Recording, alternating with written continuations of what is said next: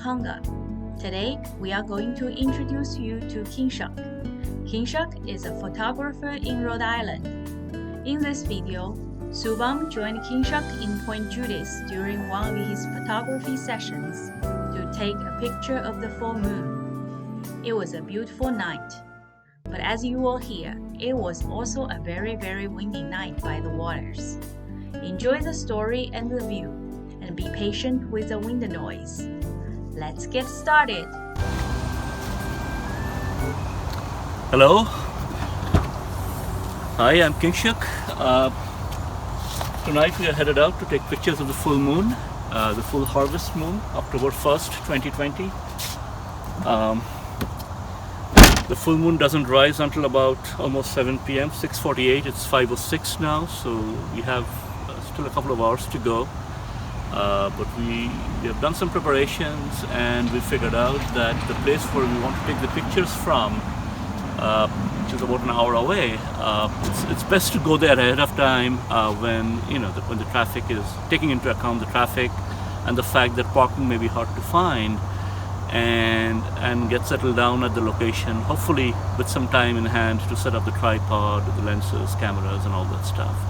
So let's follow. I hope you follow us on this journey, and I'll show you various stages of setting up my camera, setting up my tripod, and eventually taking the pictures. Okay, so let's go along. So we are all well on our way to hopefully capturing the full moon, weather permitting.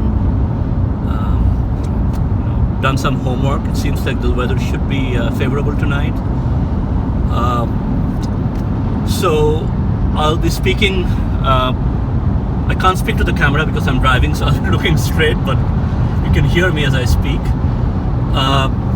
So the full moon is something that I've always been fascinated by. It's one of the best subjects that one can photograph. Not only is the sight something fascinating to behold at any given time, although you don't get to see it very often, once a month or less. Being able to photograph it properly is also quite an effort and an art in itself. Just to tell you a little bit about myself, I've always been fascinated by photography. I started photography well in my early years. In fact, the first real camera that I bought was way back in 1989. A Minolta SLR those days. It was film photography then. So you couldn't really see what you photographed until you took the film out, sent it out for developing and stuff like that. And often, it could be a good few days before you get to see the results. But nowadays, with digital photography, it's so much easier. You almost get instantaneous feedback if you're photographing in live mode on your camera, or as soon as you put the results in the computer and start looking at them, you're almost getting instantaneous feedback, or very quick feedback. So in order to photograph the full moon, of course you need good cameras. You don't need super good cameras, but a good DSLR is needed. I have two cameras, and I'll be using both of them tonight, hopefully. My primary camera is a full-frame Canon 5D Mark III, which I'll be using tonight for the most part. The other camera that I have is a crop sensor, Canon T6i. I think it's also called Rebel 650D or 750D. You also need a good zoom lens, something by which you can hopefully focus in on the moon and some reasonable small area of the foreground to capture in addition to the moon. You can take a picture of the moon itself. Often that itself can be fascinating if it's, for example, a lunar eclipse, or even just the full moon itself can be quite fascinating in itself.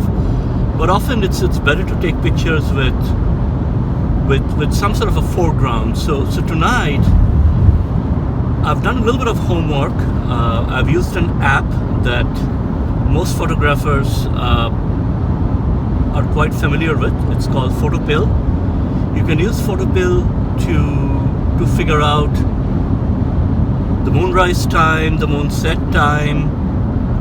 You can do some serious planning to figure out where you'd like to take the picture from.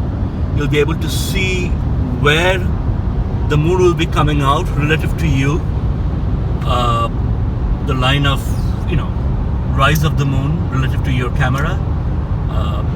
The azimuthal position, so to speak, of the moon with respect to the horizon.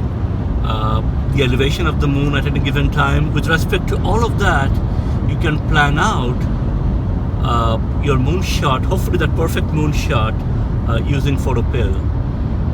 So I've done a little bit of homework this afternoon, and I figured out using Photopill that going to a place called Point Judith in the South County of Rhode Island, I might be able to get the full moon all very closely aligned with the Point Judith Lighthouse.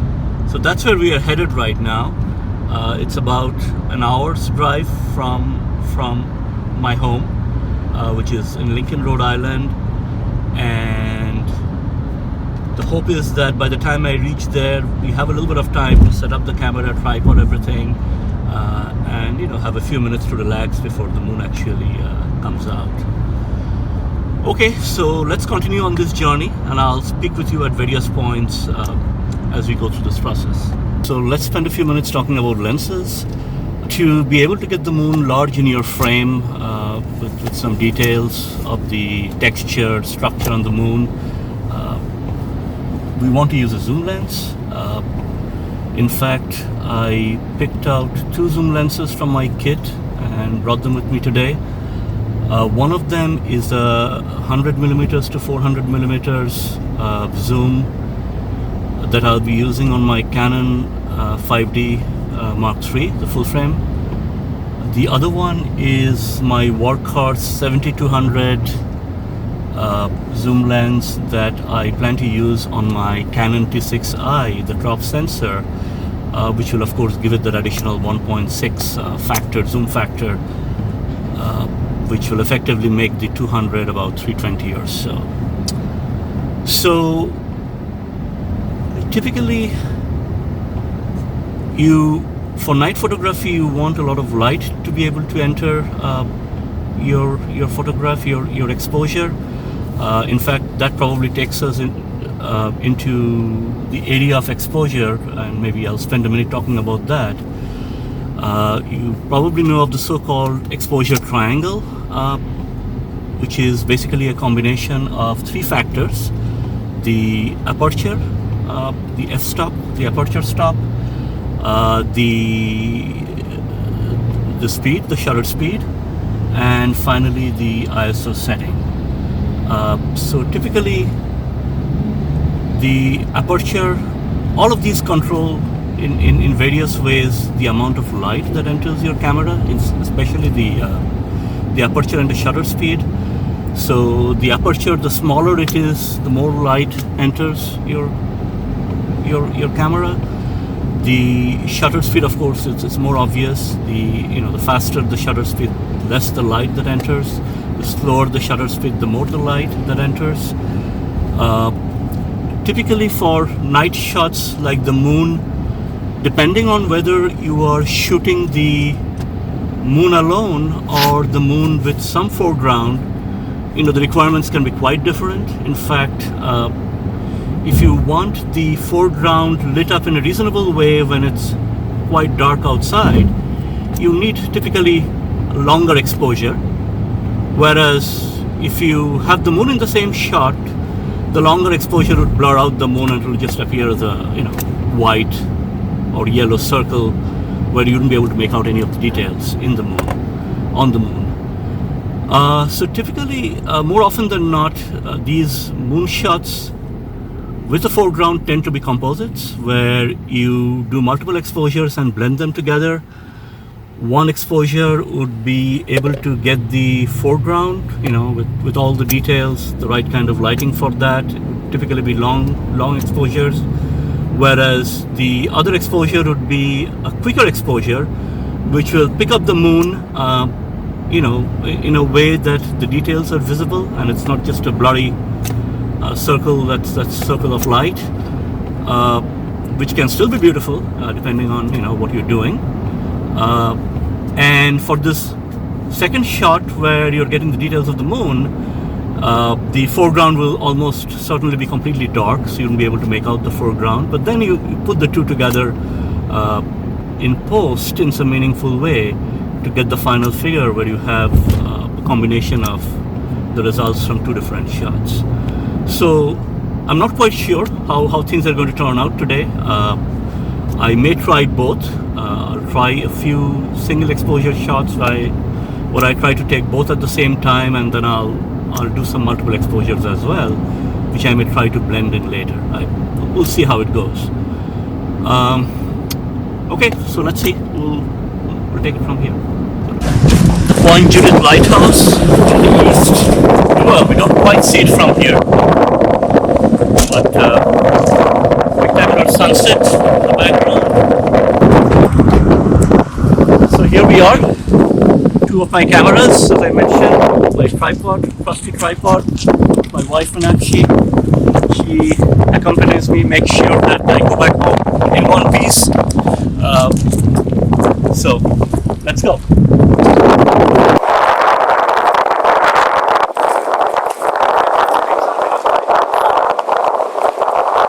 It's hard to resist.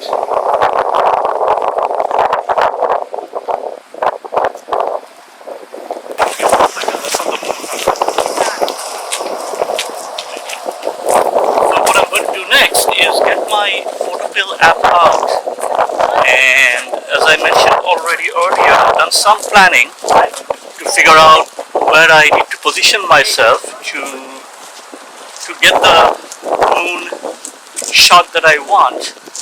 So I'm going to try to get the planner out and figure out the right location so that I know where to stand.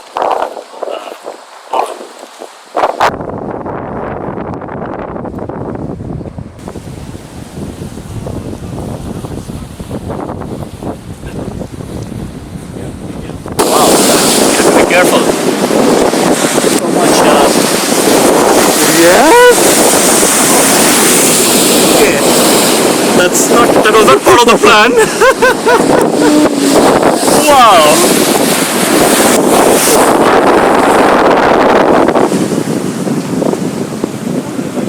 Further down. এই ভিডিওর মধ্যে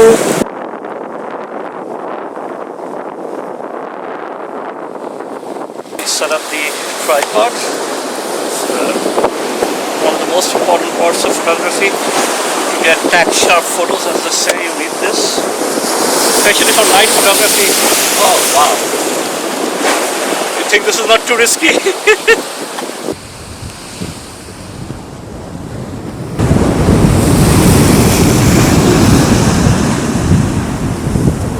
Alright, so I'm going to set up the camera, the different aspects of the exposure. I'm going to I'll start off with the ISO of 200 to get less noise. I'm zooming in at 400 all the way, tight zoom, to be able to get the details of the moon as much as possible.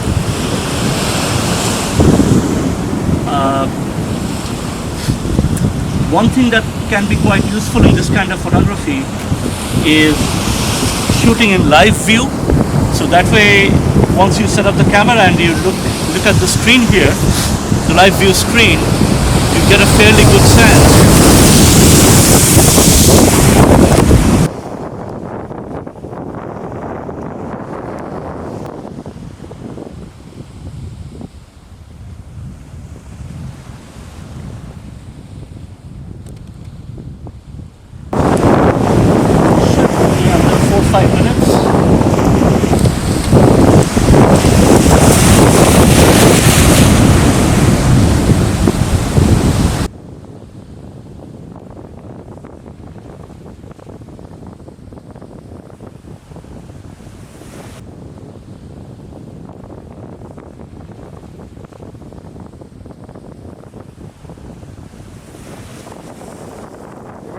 Oh, it's beautiful. Absolutely beautiful.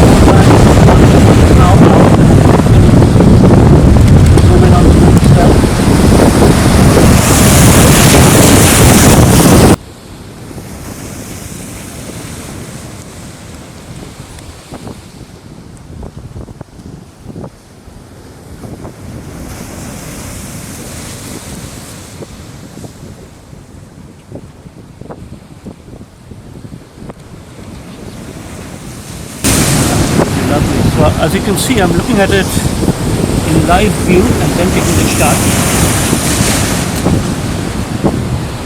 Kind of get what you see.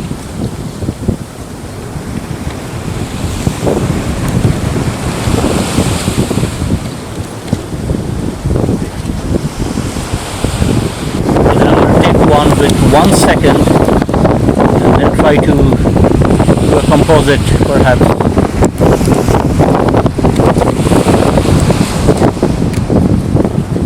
Yes. So with a 1 second exposure, you see the the dark features on the surface of the moon, which kind of burn out, white out rather, if you on a longer exposure. So there are some conflicting requirements clearly when you are doing this kind of photography.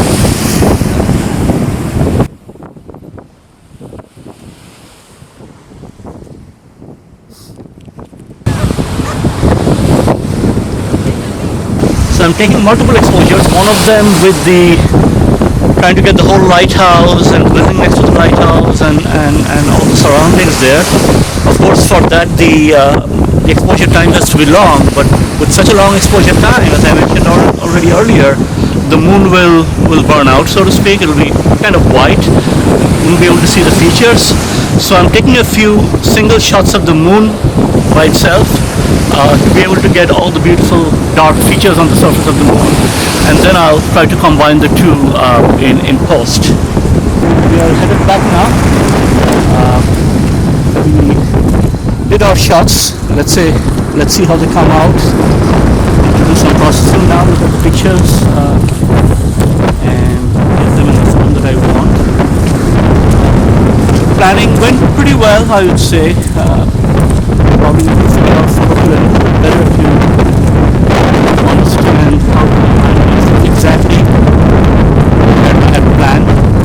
That's a part that I didn't work quite well today, but it's just a learning experience. I'm sure I'll get it right for the next time. This was an adventure. Just look at the night sky to see the moon in front, the Mars on the left of it, bright red. It's beautiful, absolutely. Jupiter and Saturn on the right. You see Mars right there, right next to the moon. Well, not quite right next to the moon, but kind of close enough. It's not very often that you see Moon, Mars, Jupiter and Saturn all in the same all around. Okay, now let's find our car. It's right there. So we missed the first few minutes of moonrise. There were some low-hanging clouds along the horizon. So probably we should have missed. We missed about 5 to 7 minutes. The moonrise was at 6:48. By the time we saw it, probably around 7 minutes.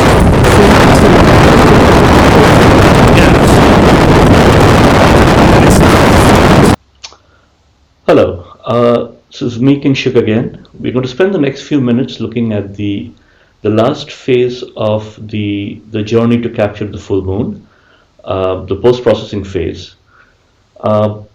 What starts with conception of the different compositions and travel to the site and actually taking the picture ends on your computer with post-processing the results that you transferred from your camera over to your computer, and then using some kind of a post-processing software to do the final steps of post-processing. I'm going to use the very popular software Adobe Photoshop Lightroom Classic, which is very popular among photographers. You can have access to it on a subscription basis for around $10 per month. Quite worth the money if you are serious. If you're a serious user. One other note before we get into the details of post-processing a particular photo is the fact that when you take the photos, typically you have to make a choice of the format in which you're going to take the photo. Okay. At this point, I choose to take photos in the RAW format, which gives me the maximum amount of flexibility in terms of the end result that I want. Typically, when you share pictures on social media or with other people, you share them in JPEG format, JPG. Okay, and to get it into the JPEG format from the RAW format, which is what I shoot, you have to go through some kind of a software which does the post-processing and then writes it out into JPEG format. Okay, you could alternatively choose to take the photo directly in your camera using the JPEG format. In doing so, you allow the camera to do the post-processing on your behalf. It does optimization of the photo based on its best knowledge of what you photographed. Okay. More about how to post-process photos. Please check out Kingshuk's post-processing video in our channel. Thanks for joining us. See you next time.